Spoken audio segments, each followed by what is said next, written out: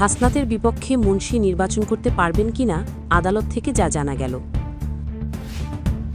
আওয়ামী লীগকে পুনর্বাসন করলে বিএনপি আবারও বিপদে পড়বেন বলে উল্লেখ করেন আসিফ মাহমুদ। শুনলাম একটা দল নাকি ৪০ লাখ বোরকা বানাইছে, মির্জা আব্বাস। হাসনাতের বিপক্ষে মুন্সি নির্বাচন করতে পারবেন কিনা আদালত থেকে যা জানা গেল। ত্রয়োদশ জাতীয় সংসদ নির্বাচনে কুমিল্লা ৪ আসনে বিএনপির প্রার্থী মঞ্জুরুল আহসান মুন্সির প্রার্থিতা নিয়ে চূড়ান্ত সিদ্ধান্ত আসছে রোববার। তার মনোনয়ন ফিরে পাওয়ার দাবিকে আপিল বিভাগে করা লিভ টু আপিলের শুনানি শেষ হয়েছে। এখন আদালতের আদেশের অপেক্ষা। প্রধান বিচারপতি জুবায়ের রহমান চৌধুরীর নেতৃত্বাধীন আপিল বিভাগের বেঞ্চ গত বৃহস্পতিবার আদেশ ঘোষণার জন্য রোববার দিন নির্ধারণ করেন। ওই দিন কার্যতালিকায় আবেদনটি ১০৩ নম্বর ক্রমিকে রয়েছে। ফলে ওই দিনই স্পষ্ট হবে নির্বাচনে অংশ নেওয়ার সুযোগ পাচ্ছেন কিনা মুন্সি। এর আগে কুমিল্লা ৪ আসনে জাতীয় নাগরিক পার্টির প্রার্থী হাসনাত আবদুল্লাহ ঋণ খেলাপির অভিযোগ তুলে মঞ্জুরুল আহসান মুন্সির মনোনয়ন বাতিলের আবেদন করেন। অভিযোগের পরিপ্রেক্ষিতে গত ১৭ জানুয়ারি নির্বাচন কমিশন বিএনপির প্রার্থীর মনোনয়নপত্র বাতিলের সিদ্ধান্ত নেয়। এই সিদ্ধান্তকে চ্যালেঞ্জ করে মুন্সি হাইকোর্টে রিট করেন। তবে ২১ জানুয়ারি হাইকোর্ট নির্বাচন কমিশনের সিদ্ধান্ত বহাল রেখে রিটটি সরাসরি খারিজ করে দেন। এরপর তিনি সর্বশেষ ভরসা হিসেবে আপিল বিভাগে আবেদন করেন। এখন আদালতের আদেশের দিকেই তাকিয়ে আছে কুমিল্লা ৪ আসনের নির্বাচনী পরিস্থিতি। আওয়ামী লীগকে পুনর্বাসন করলে বিএনপি আবারও বিপদে পড়বেন বলে উল্লেখ করেন আসিফ মাহমুদ। জাতীয় নাগরিক পার্টির মুখপত্র ও অন্তর্বর্তী সরকারের সাবেক উপদেষ্টা আসিফ মাহমুদ সজীব ভুইয়া বিএনপিকে সতর্ক করে বলেছেন, আওয়ামী লীগকে রাজনৈতিকভাবে পুনর্বাসনের চেষ্টা করলে বিএনপি আবারও বড় ধরনের বিপদে পড়বে এবং দেশ এক ভয়াবহ পরিস্থিতির মুখে পড়বে। আজ শনিবার ৩১ জানুয়ারি বেলা ১১টার দিকে বগুড়ার আদমদিঘি উপজেলার রহিমউদ্দিন ডিগ্রি কলেজ মাঠে জামায়াতে ইসলামী আয়োজিত মার্চ ফর দাড়িপাল্লা অনুষ্ঠানে প্রধান অতিথির বক্তব্যে তিনি এসব কথা বলেন।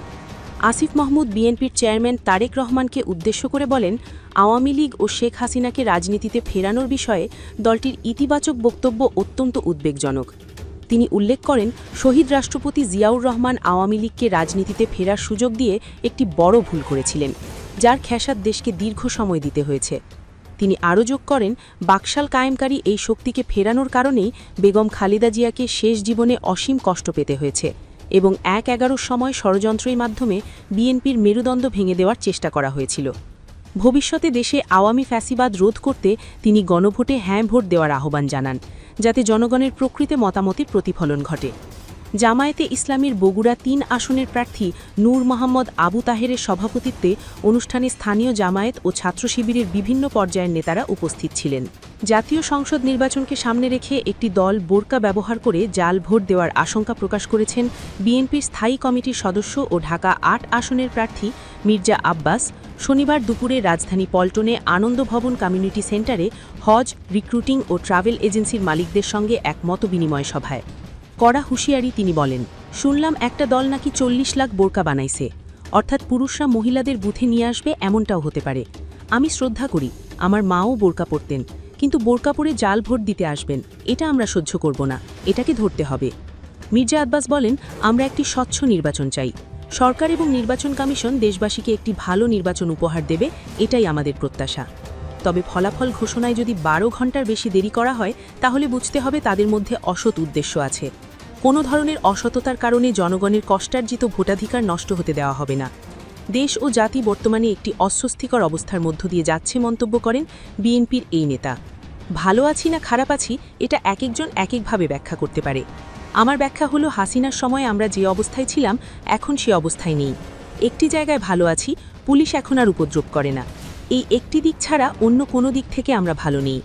অনেকে মনে করেন ২৪ তারিখে সব কিছু হয়ে গেছে, উল্লেখ করেন মির্জা আব্বাস। তাহলে প্রশ্ন হলো, ১৭ বছর আমরা কি করেছি? এই ১৭ বছরে ৫,০০০ কর্মী গুম হয়েছেন, ৪,০০০ মানুষ শহীদ হয়েছেন, বছরের পর বছর আমরা জেল খেটেছি, আমরা আপনাদের পায়ের নিচের মাটি শক্ত করেছি।